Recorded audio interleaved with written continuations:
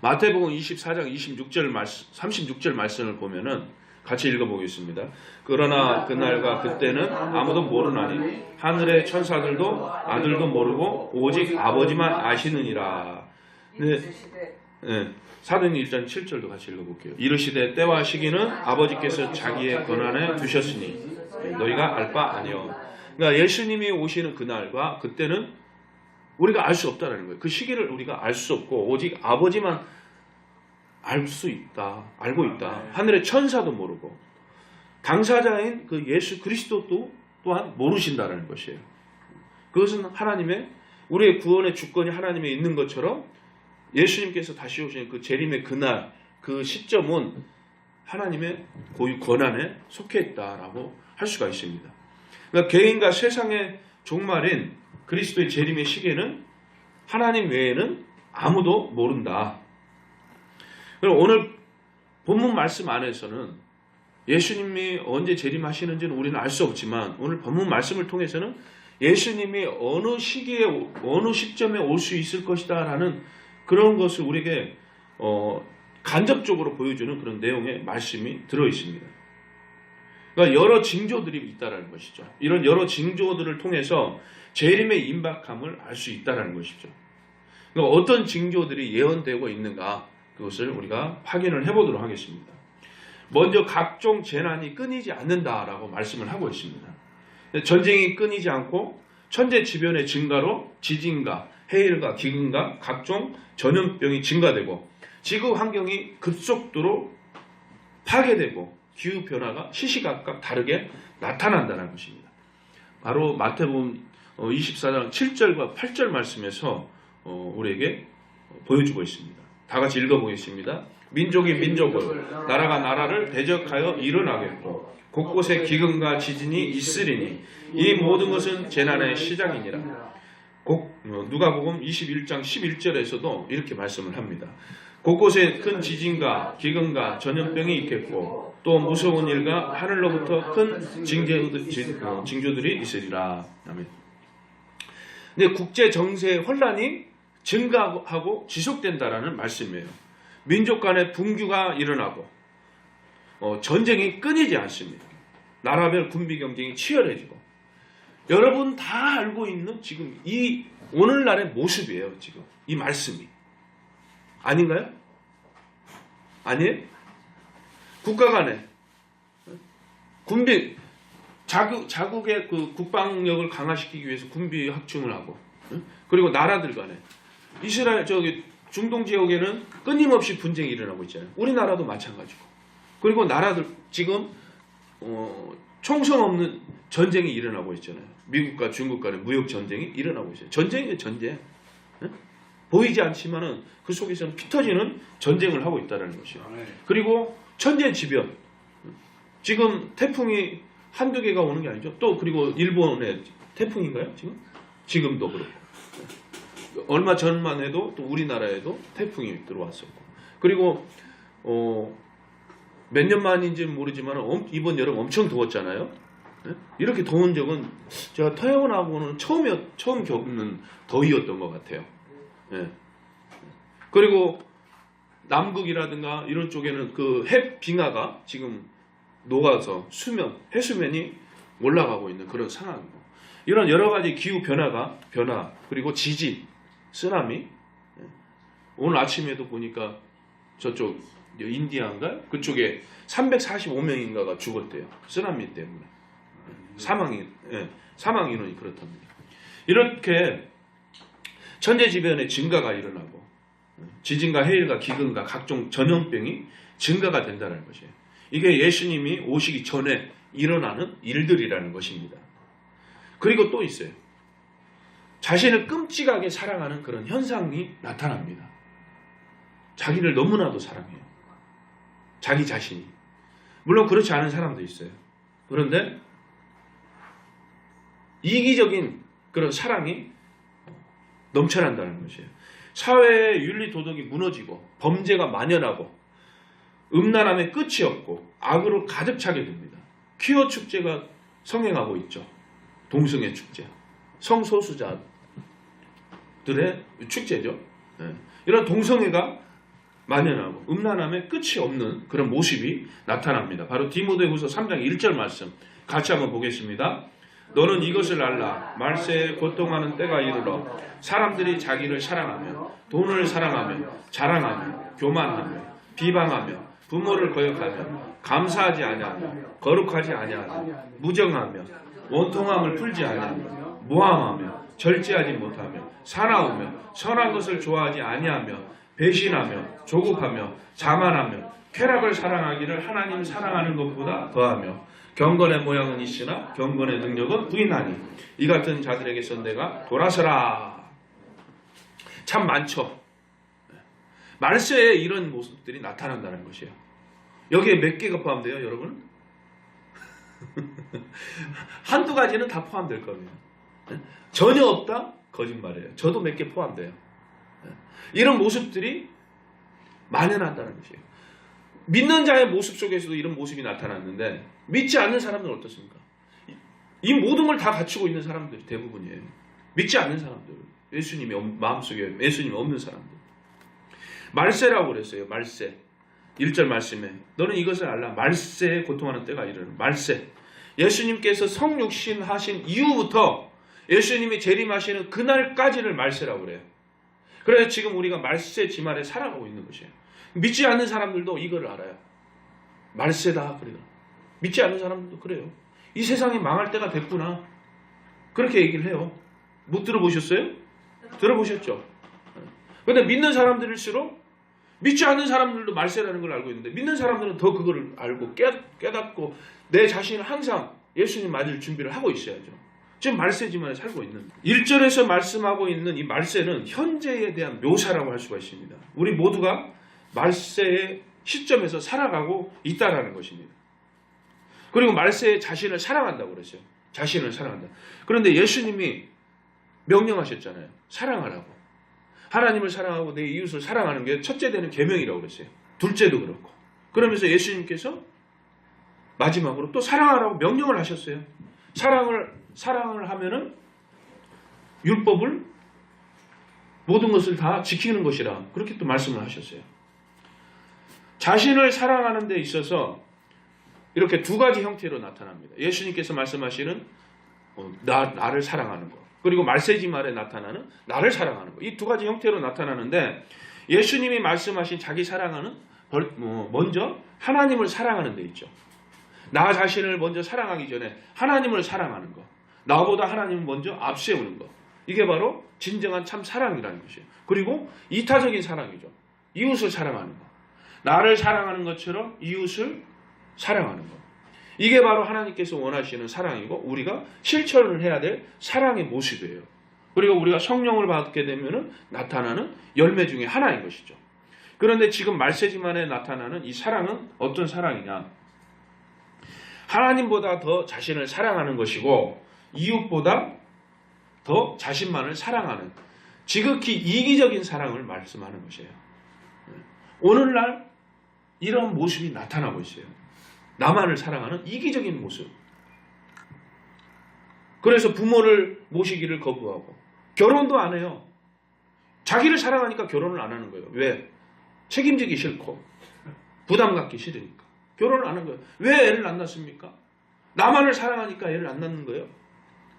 애 낳으면 키우는 거 고생하잖아요. 힘들잖아요.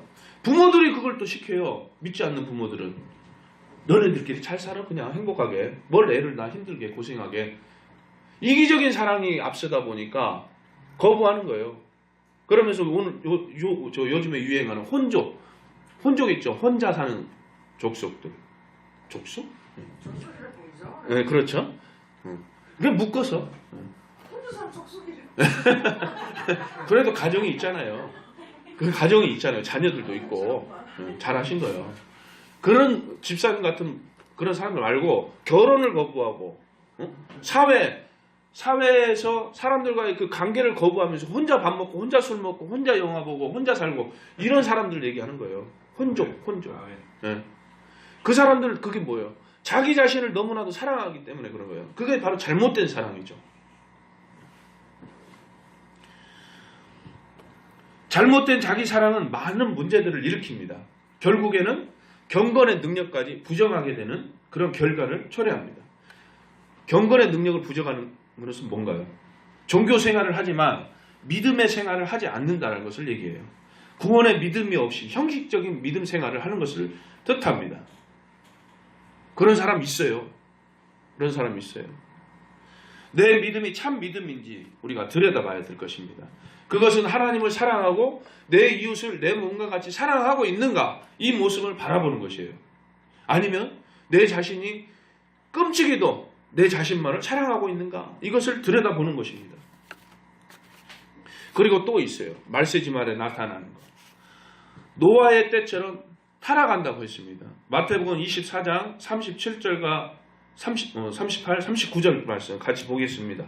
노아의 때와 같이 인자의 임함도 그러하리라. 홍수전에 노아가 방주에 들어가는 날까지 사람들이 먹고 마시고 장가들고 시집가고 있으면서 홍수가 나서 그들을 다 멸하기까지 깨닫지 못하였으니 인자의 임함도 이와 같으리라. 아멘. 여러분, 멸하기까지 깨닫지 못하였다 말씀을 했어요. 멸망당하는 그 순간까지 사람들은 알지 못했다. 종말이 오기 전까지 깨닫지 못합니다. 예수님이 오시는 그날까지 깨닫지 못해요. 믿음이 없는 사람들은.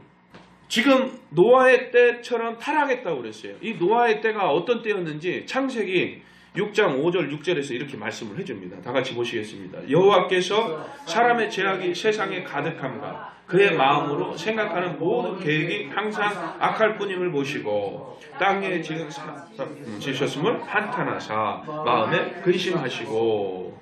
사람의 죄악이 세상에 가득한 거예요. 그런데 그 가득한 것이 어떤 거냐? 마음에 생각하는 것이, 마음에 생각하는 모든 계획이 악한 것만 생각한다는 거예요. 악한 것만. 이 정도로 타락을 했다는 거예요, 사람들이. 그래서 노아 당시에 구원받은 사람이 딱 8명이잖아요. 8명. 그 많은 사람 중에서 그 사람들은 수명이 거의 1000년 가까이 살았어요. 그때 당시에는. 그러면서 먹고 자고 애 낳고, 먹고 자고 애 낳고, 먹고 자고 애 낳고, 먹고 자고 애 낳고, 생산하고 번성해서 몇 명이 있었는지 몰라요. 수를 헤아릴 수가 없어요. 어떻게 보면 오늘날의 그 인구보다도 더 많았을 수도 있어요. 가정입니다. 가정. 수를 헤아릴 수 없지만 그 8명밖에 구원을 못 받았어요. 그 정도로 세상에 악이 만연했다는 것입니다. 그걸 보면서 하나님이 한탄. 그러면서 마음에 근심을 하셨어요. 인격적인 하나님이라는 걸 볼 수 있죠. 생각하실 수 있는 하나님이라는 걸 볼 수 있는 대목이죠. 그 정도로 한탄하시면서 마음에 근심했어요. 사람이 계획하는 모든 것이 악한 것뿐이기 때문에. 그래서 창세기 8장 21절에서도 사람의 마음에 계획하는 바가 어려서부터 악함이라 말씀하고 있어요. 사람이 생각하는 게 어려서부터 악하다. 그러니까 나이 먹어서 생각하는 것이 세상 물정인지 아니까 생각하는 것이 악한 것이 아니라 순수한 어린 나이일 때부터도 악하다는 것입니다. 그러니까 남녀노소를 불문하고 악한 생각만 한다는 것이에요. 하나님께서 그 모습을 볼 때 한탄하시는 것이에요. 저걸 어떻게 해야 되나? 이거 어떻게 해야 되나? 한탄하시는 것이에요. 예수님이 재림하실 때 이 노아의 시대와 같은 때에 재림하신다는 것이에요. 여러분, 오늘날의 모습이에요. 이거 저와 여러분의 모습이기도 합니다. 물론 예배 드리는 이 순간은 우리가 회개하고 하나님 앞에 거룩한 모습으로 나왔어요. 경건의 모습으로 나왔어요. 경건한 모습으로 나왔어요. 영과 진리로 예배하고 있어요. 이 순간만큼은 모든 걸 내려놓고 하나님 중심에 있기 때문에 깨끗하고 거룩한 순간일 수 있지만, 우리가 이 예배 시간을 끝나고 밖으로 나가는 그 순간부터는 운전하고 하다가 예배 드리기로 약속해놓고 낚시하러 가버리고 그냥 우리의 모습일 수도 있다는 것이에요. 우리의 모습. 응? 생각하는 것이 악한 생각을 하는 거, 그게 나의 모습일 수 있고 여러분의 모습일 수도 있다는 것이에요. 예수 그리스도를 믿는다는 사람의 모습이 이게 이 모습인데 믿지 않는 사람들은 오직 하겠습니까? 응? 그래서 이렇게 보면은, 믿지 않는 사람 이렇게 보면은 계획하는 게 어떻게 하면 권력을 얻고 어떻게 하면 돈을 벌까, 여기에 집중이 돼 있어요. 그래서 사람을 속여가면서까지 자기의 유익을 추구해. 유익을 위해서 사람을 밟고 올라가요. 이게 세상 사람들의 모습이에요. 인정하지 않나요? 나는 어떤 생각을 가지고 있는지 자기 자신을 들여다봐야 돼요. 선한 생각인지 화합하고자 하는 것인지 아니면 사랑의 마음인지 또는 나의 모습이 하나님을 향한 영광의 모습인지 이것을 생각하면서 살아야 됩니다. 그리고 좋은 생각을 하면서 살아야 돼요. 긍정적인 생각. 긍정적인 생각, 좋은 생각이 나의 구원과 구원을 이루는 것은 아니지만 그래도 좋은 생각, 긍정적인 생각을 갖고 있다 보면은 말씀에 대해서 정확하게 받아들이고자 하는 그런 긍정적인 부분들이 나타나요. 그래서 나의 평소의 행동이 부정적인 것보다는 긍정적인 사고를 갖는다는 게 중요합니다. 그리고 말세에 또 거짓 그리스도가 출현한다고 말씀을 합니다. 마태복음 없어요. 직접 찾아볼게요. 마태복음 24장 23절에서 26절 오늘 본문 말씀 중에 있습니다. 같이 읽어보겠습니다. 23절부터 그때에 사람이 너희에게 말하되 보라 그리스도가 여기 있다 혹은 저기 있다 하여도 믿지 말라. 거짓 그리스도들과 거짓 선지자들이 일어나 큰 표적과 기사를 보여 할 수만 있으면 택하신 자들도 미혹하리라. 보라 내가 너희에게 미리 말하였노라. 아멘. 거짓 그리스도들과 거짓 선지자들이 일어나 큰 표적과 기사를 보여. 큰 기적과 기사를 보인다고 했어요. 요즘에 교회에서도요. 이런 막 기적을 일으키려고 애를 많이 씁니다. 우리 교회에서도 기적이 일어났었잖아요. 응? 걷지 못한 할머니가 걸었어요. 4주 만에. 응? 기도받고. 응? 절에 다니셨던 분이에요. 그래서 우리 교회 나오면서 예수님을 영접하고 4주 만에 걸었어요. 그런데 그분의 지금의 삶은 어떤지 모르겠어요. 교회를 나가는지 안 나가는지도 몰라요. 그래서 중요한 게 뭔지 아세요? 제가 그때 그걸 깨달았어요. 하나님은 능력이 있어요. 죽은 자도 살리셔요. 예수님은. 분명히 죽은 자도 살리십니다. 안진뱅이 일으키시고 장님이 눈을 뜨게 해요. 분명하셔요. 그런데 그 기적과 표적은 중요한 게 아니라는 것을 제가 그때 깨달았어요. 정말 중요한 거는 이 말씀이구나. 그걸 깨달았어요. 말씀을 통해서 그 생명이 변화가 일어나야지만이 그래야지만이 하나님께 영광 돌리는 삶을 살지 내 다리가 고쳐졌다고 해서 건강 되찾으니까 일하러 가는 거예요. 돈 벌러 가는 거예요. 그래서 중요한 건 내 건강이 아니라 말씀이 내 안에 들어와야 된다는 거. 그걸 깨달았어요. 그래서 제가 물론 기도는 하지만 우리 집사님 무릎을 위해서 기도해요. 우리 성도들 건강을 위해서 기도합니다. 기도하지만 그거보다 더 중요한 거는 영적 부흥이 일어나는 것을 더 기도해요. 심령이 변화되고 새로워지는 거듭난 삶을 살 수 있게 해달라는 그런 기도를 더 합니다. 교회에서 이런 기적과 표적을 나타내는 그러한 모습들을 많이 요구를 하는 그런 모습들을 많이 볼 수가 있어요. 물론 그곳에서도 참 복음이 전해지기도 합니다. 그러나 그렇지 않은 것도 많다라는 것이에요. 특히나 이단, 사이비 그런 집단은 더 심하죠. 막 장풍까지 쏩니다. 장풍. 예수 그리스도 십자가에 못 박혀 죽어주신 예수 그리스도 당신의 죄를 사하노라 팍 쏘면은 서서 말씀 듣고 있던 사람 중에 한 사람이 하면서 넘어가요. 우리도 한번 해볼까요? 짜고 쳐볼까요? 그러면 아마 소문나서 많은 사람들이 올 수도 있어요. 우리 집사님 10만 원 줄 테니까 한 번씩만 쓸어줘요. 쓸어줘 줘봐요. 제가 팍 하면 사기예요, 사기. 그러면서 할 수만 있으면 택하신 자들도 미혹하리라고 했어요. 택함 받은 자. 부르시고 부름을 받은 자가 있고 택하심을 받은 자가 또 따로 있어요. 부르심을 받은 자는 많으나 택함을 받은 자는 적다고 그랬어요. 그 특별한 택함을 받았다는 것은 특별한 은혜를 받았다는 것이에요. 강압적으로 너는 내 것이야 하면서 하나님께서 강력하게 끌어당긴 택함 받은 자예요. 그 택함 받은 자도 미혹당한다고 말씀을 하고 있는 거예요. 그럼 어떻게 해야 돼요? 늘 깨어서 근신하면서 있는 거예요. 자신만만하게 있는 게 아니라 그냥 자신만만하게 나는 구원받았으니까 산으로 들로 바다로 낚시하러 가는 게 아니고 집사님 말고요. 항상 깨어 있어야 된다는 것이에요. 항상 준비하고 있어야 된다는 것이에요. 자, 계시록 16장 13절과 14절 말씀 한번 보겠습니다. 같이 읽어보겠습니다. 또 내가 보매 개구리 같은 새 더러운 영이 용의 입과 짐승의 입과 거짓 선지자의 입에서 나오니 그들은 귀신의 영이라 이적을 행하여 온 천하 왕들에게 가서 하나님 곧 전능하신 이의 큰 날에 있을 전쟁을 위하여 그들을 모으더라. 아멘. 자, 개구리 같은 새 더러운 영이라고 그랬어요. 용의 입이라고 그랬습니다. 용의 입은 사탄을 얘기해요. 사탄 마귀. 그리고 짐승의 입은 그리스도를 대적하며 믿지 않는 자들을 얘기하고요. 그리고 거짓 선지자의 입. 말 그대로요. 바른 말씀을 전하지 않고 더러운 이득을 취하기 위하여 또는 개인의 유익을 위하여 거짓 목회자들 얘기해요. 거짓 목회자. 미안한 말씀이지만 정말 있습니다. 많습니다. 많아요.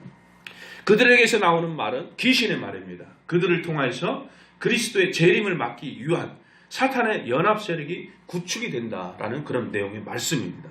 이 말씀은 종교계가 타락을 한다는 것이에요. 종교계가 타락. 벌써 이미 타락했습니다. 네? 타락했어요. 물론 정말로 신실한 믿음 안에서 복음이 전해지고 있는 그런 신실한 교회들도 참 많아요. 참 많아요. 우리는 그것을 봐야 돼요. 뉴스에서 나오는 그런 어떤 잘못된 세상 속에서 믿지 않는 사람들이 봐라, 저 목사 봐라, 저 교회 봐라 이렇게 손가락질을 하고 있는 그 교회를 볼 것이 아니라 참 믿음이, 참 복음이 전해지고 있는 정말 신실한 성도들이 모여 있는 그런 교회를 봐야 되는 것이에요. 그게 바로 긍정적인 사고입니다. 그런 교회들이 더 많아요. 그러나 지금 잘못된 교회들도 더러 있다라는 거. 종교계가 타락을 해요. 그리고 신조가 부패가 돼요. 신조는 뭐냐? 교리. 성경보다 권위가 성경보다 더 위에 있지는 않지만 이 교리가 굉장히 중요해요. 왜 중요하냐면은 이 말씀 하나로 충분히 우리가 구원을 얻을 수 있는 구원의 반열에 오를 수 있는 그 여건을 만들어 줄 수 있는 말씀이지만은 이 말씀을 가지고 여러 가지 해석으로 다양하게 나온단 말이에요. 이것을 방지하기 위해서 그러다 보니까 2단이 나오고 사이비가 나오고 3단이 나오고 막 그러는 거예요. 그래서 그걸 방지하기 위해서 교리 체계화 시키는 거예요. 그래서 참고서와 같은 것입니다. 교리는. 그런데 이 교리가 부패를 한다는 것이에요. 부패. 지금 부패합니다. 잘못된 교리들이 많이 퍼져나갔어요. 그리고 가짜 교리들도 많이 있잖아요. 대표적으로 신천지죠. 그리고 말씀이 변질이 돼요. 말씀이 변질된 말씀 많아요. 제가 저번에 얘기했잖아요. SNS라든가 인터넷을 보면은 그쪽에 나오는 복음은 70%가 다 썩은 복음이라는 거. 나오고 있는 그 70%는 썩은 거예요. 썩은 거. 그래서 분별을 해야 되는 거예요. 그게 참 복음인지 아닌지를 분별을 해야 된다는 것이에요. 그리고 거짓 신앙이 사람들을 미혹을 합니다. 거짓 신앙에 빠진 사람들이 얼마나 많습니까? 기독교 인구는 참 그리스도인들의 숫자는 줄어드는데 거짓 신앙에 빠진 가짜 그리스도인들은 더 늘어나요. 이단 사입에 빠진 사람들. 이게 거짓 신앙에 빠지는 것이죠. 그리고 강신술, 입신이라든가 예언 이러한 것들이 성행하고 비성서적인 종교연합이 추진이 됩니다. WCC와 같은. 다니엘서 12장 4절에서 이렇게 말씀을 합니다. 다니엘아 마지막 때까지 이 말을 간수하고 이 글을 봉함하라. 많은 사람이 빨리 왕래하며 지식이 더하리라. 마지막 때까지 이 말을 간수하고 이 글을 봉함하라. 그리고 사람이 빨리 왕래하며 지식이 더하리라. 오늘날의 모습이에요. 지식의 급증과 교통수단의 급속화로 인간의 지식이 급증하고 각종 교통수단이 급소화된다. 컴퓨터와 인터넷이 발달을 해가지고 컴퓨터 상에다가 이름만 쳐도 그 사람에 대한 정보가 쭉 나와요. 키워드 하나만 쳐도 그 단어, 예를 들어서 나무를 검색을 하면 나무에 대한 수많은 정보가 다 나와요. 우리나라 정보만 아니라 해외에 있는 정보까지 다 나옵니다. 그것만 연구를 해도 나무에 대한 박사학위를 받을 수 있을 정도예요. 그 정도로 정보가 다양하게 누구나가 다 접할 수 있는 그런 시대가 됐습니다. 그리고 얼마나 빠른 시대인지 이 전 세계가 생활권이에요. 생활권. 우리나라는 하루 생활권이고 서울에서 부산 갔다가 일 보고 다시 서울로 올라와요. 하루 만에. 아침에 출발해가지고 거기서 점심 먹고 여기 오후에 올라가서 퇴근해요. 그런 시대입니다. 전 세계도 생활권이 돼가요. 비행기 타고 왔다 갔다. 돈만 있으면. 그리고 유라시아 북한하고 이제 경제 교류가 일어나고 교류가 활발하게 이루어지면 유라시아 철도가 이제 개통이 됐죠. 그러면은 기차 타고 이제 러시아를 가고 중국을 가고 프랑스까지 가는 거예요. 생활권에 들어오는 것이에요. 지금 이런 시대에 살고 있습니다. 그리고 마지막으로 복음이 땅끝까지 전파된다고 했습니다. 마태복음 24장 14절 말씀 같이 보겠습니다. 이 천국 복음이 모든 민족에게 증언되기 위하여 온 세상에 전파되리니 그제야 끝이 오리라. 온 세상에 전파된다라고 말씀을 했어요. 온 세상. 복음이 지금 어디까지 들어갔을까요? 복음은 이 세계 경제가 불안하고 전쟁의 위협 그리고 불안한 사회 심리 속에서도 이 복음은 끝없이 들어가요. 끝없이. 이게 하나님의 뜻이고 하나님의 계획이에요. 공평함을 주기 위해서. 누구나가 다 복음을 들었다. 그래서 거부할 수 없게끔, 핑계댈 수 없게끔 하기 위해서 공평하게 다 복음이 전해지는 것이에요. 복음이 어디까지 들어갔을까요? 전 세계에 다 들어갔어요. 복음이 안 들어간 곳이 없어요. 안 들어간 곳이 없습니다. 다 들어갔어요. 북한만 남았어요. 그런데 북한에도 정확한 건지는 모르지만은 들은 얘기입니다. 눈으로 확인한 건 아니고 정확한 건 아니지만 그래도 있을 것 같아요. 왜? 저기 6.25 전쟁이 일어나기 전에는 그곳에도 교회가 있었으니까 복음이 들어갔었으니까. 그 지하 교회에서 남몰래 숨죽여서 소리 죽여서 예배하는 사람들이 있다라는 것이에요. 찬송도 소리 없이 속으로 찬송하고 소리 내지를 못하는 거죠. 그리고 밤이면 이불을 뒤집어 쓰고 거기서 남몰래 이불 속에서 성경을 본다는 것이에요. 성경도 이렇게 이렇게 통으로 가지고 있는 게 아니라 낱장으로 찢어서 그렇게 예배를 하고 있답니다. 그렇게 믿음을 지켜나가고 있답니다. 근데 걸리면 어떻게 되느냐? 탄광으로 가는 거예요. 작업적으로 하는 거예요. 거기서 그렇게 고통을 받으면서 죽어가면서 신앙을 지키는 거예요. 왜? 진짜니까 지키는 거예요. 진짜니까. 그런데 지금 남북 간에 경색되어졌던 그런 관계가 해소가 되고 남북 간의 정상회담이 이루어지고 이제 뭐 철도 먼저 개선하자고 하고 있죠. 지금 이렇게 교류가 왕성하게 이루어지면은 저 북한에 복음이 이제 완전히 들어가는 거예요. 그러면은 진짜 세계 방방 곳곳에 복음이 안 들어간 곳이 없게 되는 것이에요. 정말 오직 이런 지금도 아마 있을 거예요. 그런데 선교사들이 계속 찾아서 들어가잖아요. 계속. 우리 교회에서도 저기 필리핀 바기오 샤몰로그 소망교회 박경임 선교사 부부 그쪽에 우리도 저기 선교비를 보내요. 매월 작은 돈이지만 그래서 가끔씩 소식을 들어요. 근데 보니까 성도들이 많이 그러니까 복음이 없던 곳에 복음이 들어가니까 막 구름대처럼 몰려드는 거예요. 엄청 많더라고요. 그래 그거 보고 우리가 선교비를 받아야 되는 거 아니야? 이렇게 그 생각을 했는데 복음이 계속 들어가고 있어요. 그러니까 예수님 오실 때가 된 거예요. 여러분 우리가 전도해야 될 이유 중 하나가 바로 이겁니다. 영혼 구원을 위해서 전도를 해야 돼요. 그리고 하나님의 은혜에 감사해서 보답하기 위해서 복음을 전해야 되는 것이에요. 그리고 또 하나 예수님이 다시 오시는 것을 사모하는 마음으로 그 마음의 표현이에요. 아멘 주 예수여 오시옵소서 하는 이 마음의 표현이라고요.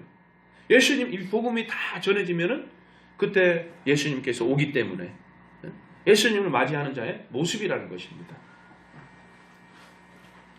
요한계시록 22장 20절 말씀 보겠습니다. 같이 읽겠습니다. 이것들을 증언하신 이가 이르시되 내가 진실로 속히 오리라 하시거늘 아멘 주 예수여 오시옵소서. 아멘. 이 모든 비밀을 그러니까 예수님께서 오시기 전 지금 오늘 본문 말씀도 마찬가지고 이 성경 안에서 말씀하고 있는 모든 비밀을 말씀하신 이 예수 그리스도께서 속히 오시겠다라고 말씀을 하고 있는 것입니다. 여러분 그의 말씀은 변함이 없으셔요. 반드시 이루어집니다. 아멘. 네. 예수님께서 하나님께서 말씀했잖아요. 메시아를 보내겠다. 그 말씀 그대로 예수님께서 이 땅에 오셨어요.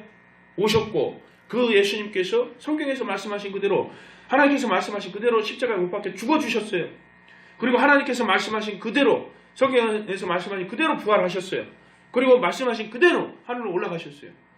이제 말씀하신 그대로 이 땅에 다시 오실 거고 이거 하나만 남은 거예요. 반드시 오십니다. 그런데 왜 이렇게 재림이 더딜까요?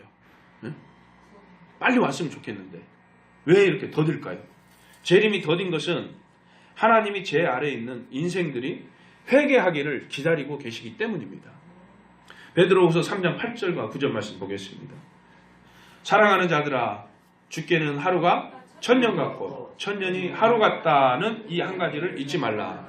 주의 약속은 어떤 이들이 더디다고 생각하는 것 같이 더딘 것이 아니라 오직 주께서는 너희를 대하여 오래 참으사 아무도 멸망하지 아니하고 다 회개하기에 이르기를 원하시느니라.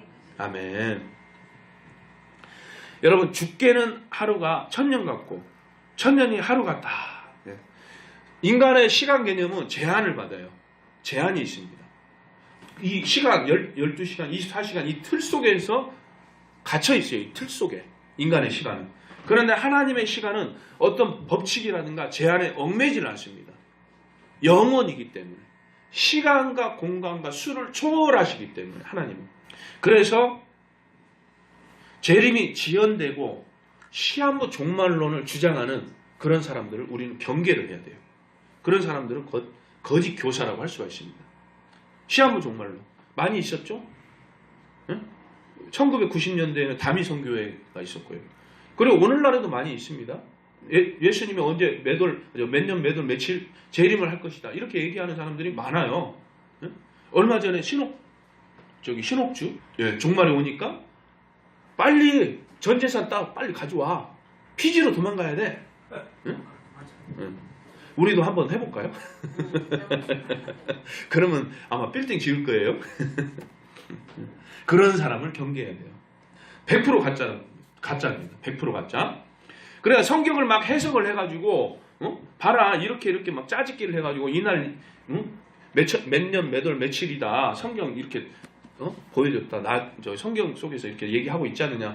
다 거짓말이라는 것이에요. 거기에 미혹돼서는 결코 안 된다는 것입니다. 마음을 빼앗겨서는 안 됩니다. 예수님이 재림하시는 목적이 있는데 크게 두 가지로 나누어서 볼 수가 있습니다. 첫째는 주님께서 택하신 백성을 모으십니다. 그리고 영접하게 하십니다. 데살로니가전서 4장 17절 말씀 한번 보겠습니다. 그 후에 우리 살아남은 자들도 그들과 함께 구름 속으로 끌어올려 공중에서 주를 영접하게 하시리니 그리하여 우리가 항상 주와 함께 있으리라. 지금은 영으로서 우리와 함께 계셔요. 내 안에 계셔요. 성령으로서 함께 계셔요. 하지만 주님이 오신 그날에는 우리가 눈으로 볼 수 있게끔 오십니다.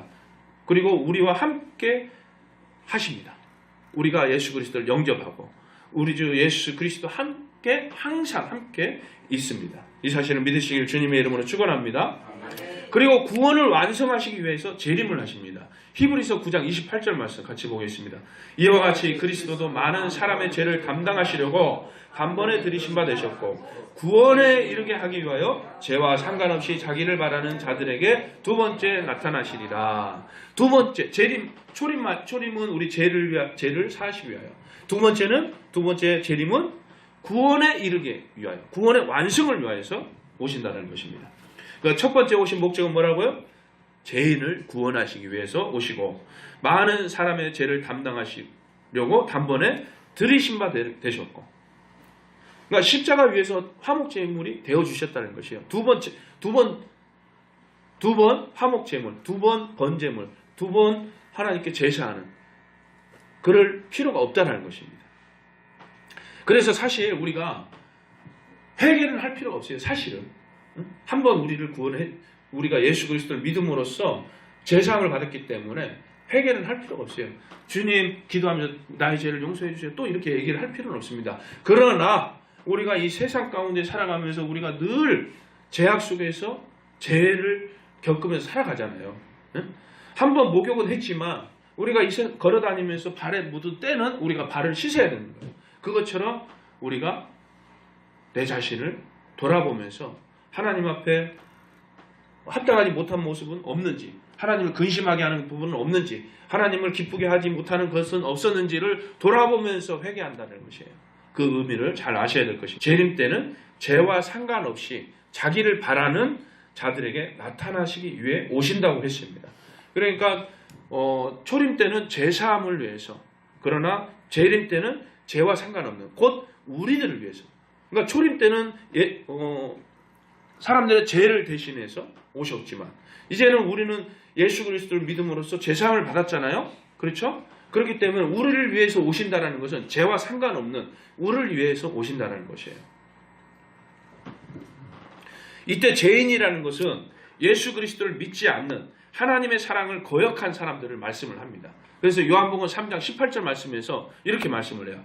그를 믿는 자는 심판을 받지 아니하는 것이요, 믿지 아니하는 자는 하나님의 독생자의 이름을 믿지 아니함으로 벌써 심판을 받은 것이니라. 네. 여러분, 이 세상에는 죄의 항목이 많이 있어요. 여러 가지가 있습니다. 법을 어기는 것도 죄지만, 국가에서 제정을 해놓은, 그리고 그게 아니라 윤리도덕적인 죄도 있어요. 그리고 간습법에 의한 죄도 있고, 여러 가지가 있지만 가장 무서운 죄가 바로 이 말씀이에요. 하나님의 아들을 믿지 아니하는 것. 이게 가장 큰 죄, 가장 무서운 죄라는 것입니다. 그래서 예수님께서 재림하시는 이유는 이들에 대한 심판을 위해서 예수님이 재림하시는 것입니다. 그리고 믿는 자들에게는 상을 주시고, 그리고 믿는 자들을 영화롭게 하시기 위해서 재림을 하십니다. 계시록 22장 12절 말씀을 보겠습니다. 보라, 내가 속히 오리니 내가 줄 상이 내게 있어 각 사람에게 그가 행한 대로 갚아주리라. 네, 아멘. 그가 행한 대로 갚아주리라. 그러니까 예수 그리스도를 믿느냐 믿지 않느냐, 이 모습으로서 우리가 상급을 받느냐 받지 못하느냐가 결정이 난다는 것입니다. 그리고 내가 믿음의 모습을 보였는가? 믿음의 모습은 어떤 것이 있습니까? 여러 가지가 있겠죠. 하나님께서 말씀을 통해서 우리에게 말씀하시는 사랑의 모습이 나타나고 있는가? 그리고 신앙생활에 대한 모습이 나타나고 있는가? 이런 모습들이 여러 가지가 있겠죠. 그런 행한 대로 갚아주시겠다 말씀을 하고 있는 것입니다. 받을 상급이 넘쳐나시길 주님의 이름으로 축원합니다. 아멘 하신 분만 상급을 받나요? 우리 모두가 상급을 받아야 될 줄 믿습니다. 주님이 오시는 그때는 어두움에 감추인 것들이 드러나는 시기입니다. 고린도전서 4장 5절 말씀을 보겠습니다. 그러므로 때가 이르기 전 곧 주께서 오시기까지 아무것도 판단하지 말라. 그가 어둠에 감추인 것들을 드러내고 마음의 뜻을 나타내시리니. 여러분, 우리가 지금 알고 있는 것은 부분적인 것이에요. 우리가 알고 있는 것은 감춰져 있는 것들이 있어요. 그러나 예수님이 오는 그 날에는 완벽하게 알 수 있다는 것입니다. 보이지 않는 모든 것들이 밝히 보여지기 때문입니다. 이렇게 말씀을 들어도 현재는 긴가민가 할 수가 있어요. 정말인가? 그럴 수가 있어요. 그러나 주님이 오시는 그날에는 완벽하게 알 수가 있게 됩니다. 네, 지금 보이는 것은 부분적으로만 보이기 때문에 말씀을 통해서도 부분적으로만 보여요. 이 말씀 속에서도 우리가 알 수 없는, 헤아릴 수 없는 그런 부분들이, 그런 말씀들이 있어요. 난해한 성경 구절들이 있습니다. 그러니까 이런 모든 것들은 믿음으로만 우리가 받아들일 수 있는 그런 내용의 말씀들이죠. 어떤 어르신에게 제가 복음을 전하는데 예수님 믿으세요 이렇게 복음을 전했었어요. 그러면서 천국과 지옥을 설명을 했습니다. 그랬더니 그 어르신이 이 말씀을 해요. 무슨 뭐 천국과 지옥이 어디 있어? 응? 이 말씀을 해요. 응? 응. 죽으면 끝이야. 그러면서 아니에요. 정말로 있습니다. 정말로 있습니다. 그러면서 설명을 좀 하는데, 에이, 죽어봐야 알지. 그거는 이렇게 얘기를 해요. 근데 맞아요. 응? 죽어봐야 아는 것이에요. 맞습니다. 그런데 있잖아요. 그런데 진짜로 천국과 지옥이 있어요. 응? 그런데 그걸 믿지 않고 죽었어요. 근데 천국이 있어봐요. 얼마나 억울해요. 얼마나 억울해. 응? 그렇잖아요. 그런데 만약에 천국과 지옥이 있다는 것을 그냥 믿었어요. 믿고 죽었어요. 죽었는데 진짜로 천국이 있는 거예요. 이거 얼마나 기뻐요. 응? 죽었는데 만약에 진짜 천국과 지옥이 없어요. 손해볼 거 없잖아요. 믿고 죽어보는 게 더 낫잖아요. 응? 그렇잖아요. 그래야 손해를 안 볼 거 아니에요. 만약에 없다면. 응? 그런데 안 믿고 죽어봤어요. 안 믿고 죽어봤는데 진짜로 없으면 그 손해는 안 보겠지만 진짜로 있으면 어떡해? 엄청난 손해란 말이에요. 그래서 믿고 죽읍시다. 네, 믿고 죽으세요. 그리고 예수님이 오는 그날은 타락한 천사, 곧 사탄이죠. 그리고 세상과 사망을 심판을 합니다. 이 세상을 심판하고 사탄을 심판하고 사망을 심판하기 때문이었죠. 요한계시록 21장 1절에서부터 5절까지 말씀 같이 읽겠습니다. 또 내가 새 하늘과 새 땅을 보니 처음 하늘과 처음 땅이 없어졌고 바다도 다시 있지 않더라. 또 내가 봄에 거룩한 성 새 예루살렘이 하나님께로부터 하늘에서 내려오니 그 준비한 것이 신부가 남편을 위하여 단장한 것 같더라. 내가 들으니 보좌에서 큰 음성이 나서 이르되 보라 하나님의 장막이 사람들과 함께 있음에 하나님이 그들과 함께 계시리니 그들은 하나님의 백성이 되고 하나님은 친히 그들과 함께 계셔서 모든 눈물을 그 눈에서 닦아주시니 다시는 사망이 없고 애통하는 것이나 곡하는 것이나 아픈 것이 다시 있지 아니하리니 처음 것들이 다 지나갔음이르라. 보좌에 앉으신 이가 이르시되 보라 내가 만물을 새롭게 하노라. 아멘. 성도들의 모든 눈물을 그의 눈에서 닦아주시다. 예수님께서 심판을 하셔요.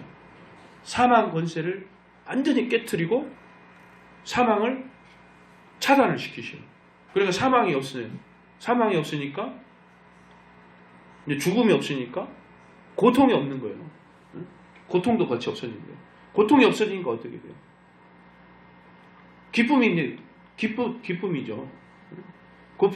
고통과 슬픔과 아픔과 근심이라든가 이런 모든 것들이 없어지니까 기쁨이잖아요. 모든 눈물을 그 눈에서 닦아주시고 다시는 사망이 없고요. 그러다 보니까 애통할 일이 없는 거예요. 곡할 일이 없는 거예요. 아픈 것이 다시는 있지 아니하는 것이에요. 처음에 있었던 것들이 다 지나가 버렸기 때문에 새하늘과 새 땅이 주어졌기 때문에 이게 바로 천국이에요. 이 날이 바로 예수님께서 다시 오신 그날에 이루어지는 우리에게 주어지는 영광이라는 것이에요. 이 사실을 믿으시길 주님의 이름으로 축원합니다. 여러분 지금 현재의 상황은 재림의 시대라고 그랬어요. 재림은 예수님이 온다 올 것이다가 아니라 지금 현재 오고 있다. 재림은 예수님이 지금 오고 계시는 것이에요. 이게 바로 재림이에요. 예수님께서 심판주로 이 땅에 오고 계시는 것입니다. 그래서 성도들은 예수님 맞을 준비가 되어 있어야 되는 것입니다. 그것은 바로 말씀과 기도로 깨어 있는 것이에요. 이게 바로 예수님을 맞을 준비를 하고 있는 것입니다. 말세에 있을 징조를 찾아다니는 것이 아니에요. 그렇게 찾아다니면서 시간을 허비하는 사람들도 참 많아요. 그거는 잘못된 믿음입니다. 하나님께서 우리에게 주어주신 그 사명이 있어요. 달란트가 있어요. 그것을 위해서 최선을 다해서 살아가는 것이에요. 그런 삶 속에서 말씀 안에 거하는 것이고 그리고 기도로서 하나님과의 그 교제를 끊임없이 이어가는 것이고 이게 바로 참 믿음의 사람의 모습이라는 것입니다. 지금 당장 오셔도 여러분 따라해보세요. 아멘 주 예수의 오시옵소서. 아멘 주 예수의 오시옵소서. 우리 권사님 얘기해보세요. 아멘 주 예수의 오시옵소서. 아멘 주 예수님 오시옵소서. 네, 아멘. 이렇게 담대하게 외칠 수 있는 그런 준비가 되어 있어야 된다는 것이에요. 예수님 오실 때 이렇게 외치시면서 맞이하시기 바랍니다. 아멘 주 예수의 오시옵소서. 오직 오늘이라는 심정으로 믿음을 지켜 승리하는 그런 삶을 살아가시길 주님의 이름으로 축원합니다.